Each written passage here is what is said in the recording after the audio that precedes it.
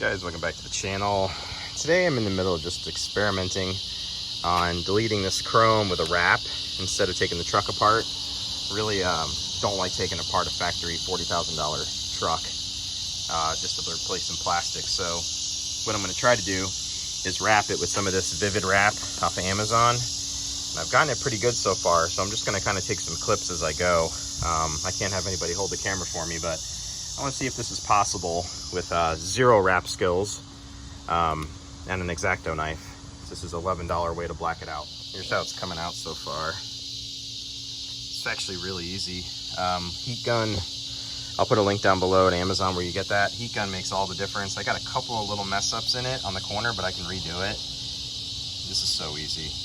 I'm gonna keep going here. I still got the rest of it, but you could already see it's looking much deleted, to say the least. I don't know if it looks better. It just looks deleted. All right, there it is. It's good from far and far from good. It's $11. I'll keep it on there for a little while. I think it's kind of fun. You can see a little seam that I had here. I'll pick out the imperfections for you because I know you guys are looking for them.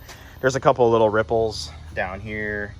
I'm hoping the sun will bake some of it out, but I mean, honestly, it beats taking apart the truck. One of the biggest things I see a lot of these YouTubers, at least people on YouTube with these trucks doing, is starting to just hack apart their body. And I don't think that they think about some things as far as, if you're going to get rid of this truck or you want to keep this truck for 30 years, you start breaking clips that are factory fit like that. Like a lot of people are pulling these headlights out and they're breaking this joint right here. You start breaking that factory edge, you're going to have a world of problems in about 5 years. And all this plastic starts to kind of seat and kind of become one and unified after they're not so new. Everything starts to kind of get rattly.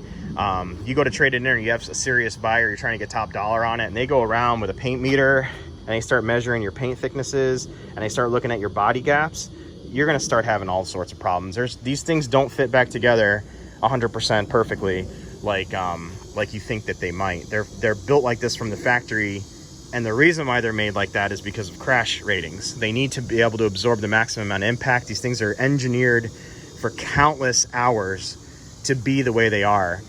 So you start pulling crap apart just to put a stupid LED headlight in there. You're not thinking about the long-term effects. So you can do little things like this, wraps, covers, things that kind of can go over.